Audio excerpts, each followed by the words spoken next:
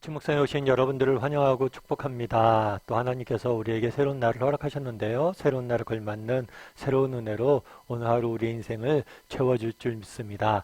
오늘은 바울이 환상을 보다라는 제목을 가지고 사도행전 16장 6절부터 10절까지 말씀을 좀 살펴봤으면 좋겠습니다. 우리 먼저 6절부터 7절까지 말씀을 같이 한번 읽어볼까요? 성령이 아시아에서 말씀을 전하지 못하게 하시거늘 그들이 부르기아와 갈라디아 땅으로 다녀가 무시아 앞에 이르러 비두니아로 가고자 애쓰되 예수의 영이 허락하지 아니하시는지라. 예, 우리 2차 선교여행을 이제 바울과 바나바가 떠나게 됩니다. 그런데 바울과 바나바가 서로 다투게 되죠. 그리고 헤어지게 됩니다. 그런 다음에 성경은 바울의 선교 여정에 대해서 자세히 기록하고 있어요. 근데 바울이 어디에 가서 복음을 전하려고 그랬냐면 이번에 아시아라는 지역에 가서 복음을 전하려고 그랬습니다. 그런데 이 아시아라는 지역에서 복음을 전하려고 그랬는데 성령이 뭘 했다고 그랬어요? 전하지 못하게 하셨어요. 그래서 이들이 어디로 갔냐면 부르기아와 갈라디아 땅으로 나가서 무시아 앞까지 이르렀어요. 그런데 무시아 앞에서 다시 비두니아로 가려고 했는데 이때도 뭘 했다고 그랬어요? 예수의 영이 허락하지 않았다. 성령이 막고 예수의 영이 허락하지 않았다라고 이야기를 하고 있습니다. 이게 정확히 어떻게 성령이 막았는지는 알 수가 없어요. 정확히 말하고 있어서 알 수는 없지만 어쩌면 외적 환경, 외부 환경을 통해서 막았을 수가 있겠죠. 심한 반대에 부딪혔거나 아니면 질병이나 아니면 교통상의 여러 가지 문제들로 인해서 가지 못하는 일이 생겼을 수도 있어요. 아니면 내적 확신, 그러니까 그 마음이 하나님께서 계속 그 마음에 가지 못하도록 마음을 붙잡아 주신 거죠. 우리가 어떤 방식으로 막았는지 몰라요. 근데 분명한 건 뭐예요? 막았다는 거예요. 그렇다면 왜 막았을까요? 복음을 전하러 가는데 왜 복음을 전하러 가지 못하도록 막았을까요? 우리 8절과 10절 말씀 같이 한번 읽어볼까요? 같이 읽도록 하겠습니다. 무시아를 지나 드로아로 내려갔는데 밤에 환상이 바울에게 보이니 마게도냐 사람 하나가 서서 그에게 청하여 이르되 마게도냐로 건너와서 우리를 도우라 하거늘 바울이 그 환상을 보았을 때 우리가 곧 마게도냐로 떠나기를 힘쓰니 이는 하나님이 저 사람들에게 복음을 전하라고 우리를 부르신 줄로 인정함이로라. 드로아라는 지역을 갔어요. 이 지역을 갔는데 밤에 환상을 봤습니다. 어떤 환상을 봤냐면 마게도냐인의 환상을 봤어요. 그럼 마게도냐인의 환상, 이건 알려면 지도를 좀 보면 우리가 이해할 수가 있어요. 처음에 안디옥에서부터 2차 전도 여행을 시작을 합니다. 그래서 너베와 루스드야로 가죠. 여기서 누굴 만나요? 디모데를 만납니다. 그런 다음에 아시아에 가서 복음을 전하려고 그래요. 아시아는 이 지역을 아시아라고 그래요. 지금은 터키 지방인데요. 터키 지방의 서부 지역을 아시아라고 이야기를 합니다. 그리고 그리스 지방을 마게도니아라고 이야기를 해요. 그런데 아시아로 가려고 했는데 막았어요. 계속 이쪽 가려고 했는데 못 막게 막으셨어요. 그래서 위쪽으로 이동하는 거죠. 그래서 어디까지 왔냐면 드로아까지 왔어요. 이 드로아에서 다시 밑으로 내려가려고 그랬어요.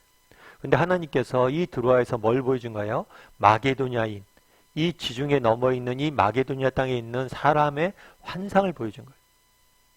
다르게 말하면 마게도니아 와서 도우라고, 마게도니아에 와서 선교하라고 가리킨 거란 거죠. 성령님이 인도하신 거죠. 그렇다면 왜 마게도니아일까요? 아시아는 지역적으로 복음을 전하는 안 되는 지역이기 때문에 그랬을까요? 그렇지 않아요. 나중에 바울이 3차 전도여행 갔을 때 아시아 지역에서 복음을 전합니다. 그렇다면 왜 마게도니아로 인도했을까요?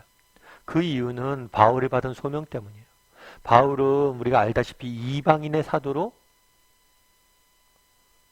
소명을 받았어요. 이방인들에게 내 복음을 전하게 할 것이다. 그런데 1차 전도여행도 살펴보면 알겠지만 바울이 주로 어디를 다녔어요? 다닌 지역에 보면 유대인들이 많은 지역이었어요. 그래서 유대인들의 회당에 가서 복음을 전하고 그들이 많이 복음을 믿게 되죠. 또한 그로 인해서 유대인들의 반대도 많이 심하게 됐고, 어쩌면 그동안 이방인의 사도로 부르심을 받았는데 유대인들 중심으로 어쩌면 전도하고 있었을지 몰라요. 그래서 유대인들이 살지 않는 정말 이방인들만이 존재하는 이방의 땅으로 정말 복음이 전해지길 원했기 때문에 마게도냐로 하나님께서 부르신 거죠. 그래서 결국엔 어디로 어떻게 돼요? 마게도냐로 떠나기로 힘쓰니 하나님께서 마게도냐로 인도하심을 보고 그것들에 순종하여 나아가는 모습들을 우리는 보게 됩니다. 그럼 여기서 우리가 알 수 있는 건 뭘까요? 무엇보다 첫 번째로 우리가 알 수 있는 것은 뭐냐면 하나님의 인도하심에 우리가 좀 더 민감해야 된다는 거예요. 오늘 본문에 보면 하나님이 환상을 통해서 바울을 인도하십니다. 그럼 우리가 그런 생각 들 수가 있죠. 그럼 우리도 맨날 환상으로 하나님께서 왜 보여주지 않지? 이런 생각이 들 수 있어요. 근데 오늘 본문을 보면 단순히 환상만을 보여준 게 아니죠. 앞서 이야기했던 것처럼 성령이 막으셨다고 했어요. 이게 어떻게 막았는지 우리는 정확히 알 수 없어요. 근데 하나님께서 다양한 방법으로 우리를 인도하십니다. 말씀을 통해서 우리를 인도하시기도 하고 주일날 또 아침 묵상 이렇게 하면서 주시는 생각으로 우리를 인도하시기도 해요. 또 기도 중에 우리에게 어떤 확신을 주셔서 인도하기도 해요. 때로는 우리 주변의 믿음의 사람들 통해서 조언들을 통해서 우리를 인도하기도 해요.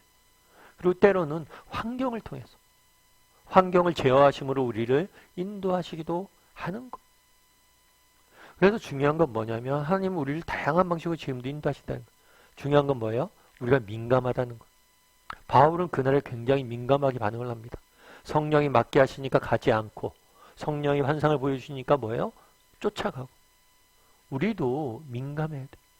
사실 많은 사람들이 그런 이야기를 하죠. 왜 하나님께서 왜 나를 인도하지 않는지 모르겠다고. 하나님의 인도하심을 맛보고 싶다고.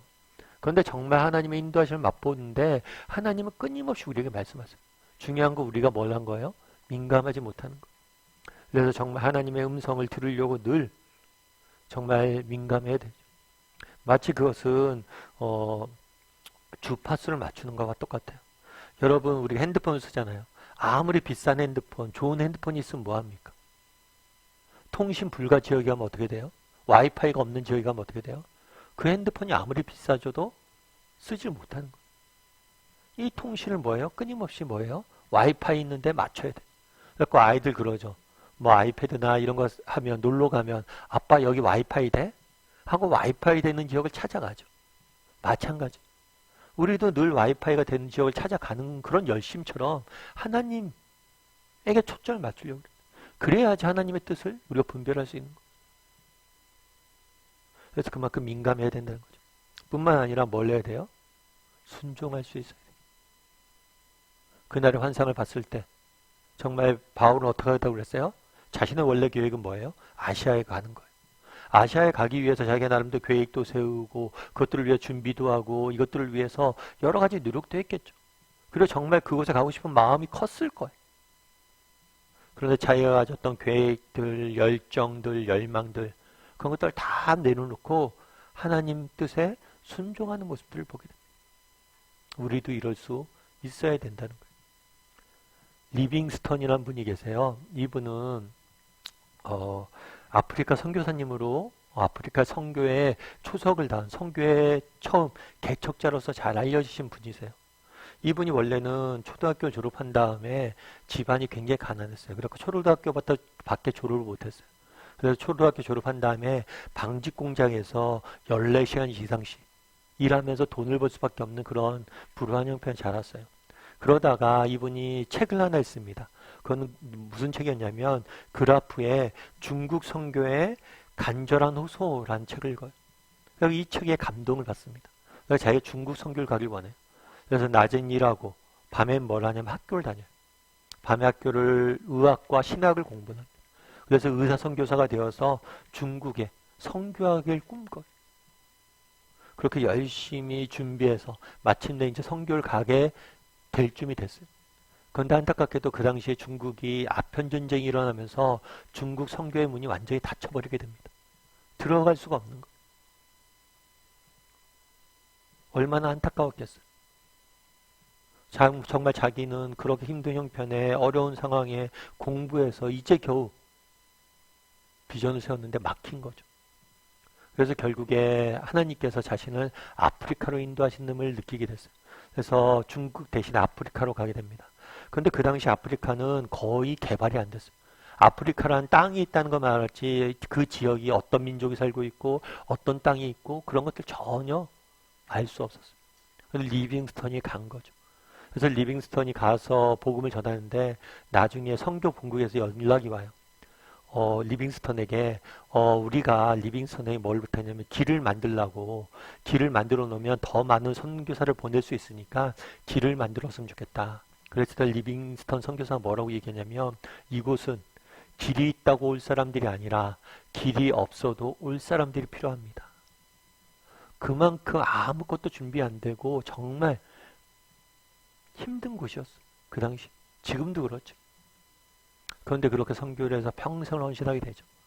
그래서 누가 물어요, 나중에. 어떻게 이렇게 어려운 지역에서 이렇게 순종할 수 있었냐, 이렇게 선교를 할 수 있었냐, 했더니 그 사람이 그런 얘기가 하더라고요. 리빙턴 선교사는 뭐라고 얘기했냐면, 말씀 하나가 날 붙잡고, 말씀이 나의 후원자가 돼서 이 일들을 감당할 수 있었다고. 그러면서 그 말씀이 뭐였냐면, 지상 명령이죠. 너는 모든 민족으로 가서 제자를 삼고, 복음을 전하라. 그럼 볼지어다 세상 끝날까지 내가 너와 함께 있을 것이다. 볼지어다 세상 끝날까지 너와 함께 하실 것이다. 라는 약속을 붙잡고 나아갔고 그 하나님께서 이 위험한 곳에서 저를 지키시고 평생을 저와 함께 해주셨습니다. 이렇게 이야기하더라고요. 참 그 말이 감동이 됐어요. 여러분 그날에 바울이 뭐랬어요? 하나님 말씀에 민감하게 반응하고 순종하자. 그랬더니 그 길을 하나님께서 인도해 주셨어요. 우리도 마찬가지. 정말 하나님께서 우리가 정말 하나님 말씀에 민감하게 반응하고 순종했을 때 리빙스턴 선교사님 얘기했처럼 나 볼지어다 세상 끝날까지 나와 함께 할 것이다. 그 어려운 과정 속에서도 나와 함께 하신 하나님 그로 인해서 이 사역들을 감당할 수 있었다 고백하게 되는데요. 그런 고백이 우리의 고백이 될 줄 믿습니다. 그래서 오늘 한번 돌아봤으면 좋겠어요. 나는 얼마나 바울처럼 하나님의 인도하심에 민감한 사람인지 그리고 또 하나님의 인도하심에 정말 내 계획, 내 꿈, 내 바람들 다 내려놓고 순종할 수 있는 사람인지 한번 돌아보고 또 그런 사람이 되기를 위해서 기도하고 그런 사람이 되는 저와 여러분이 되길 주님의 이름으로 소원합니다.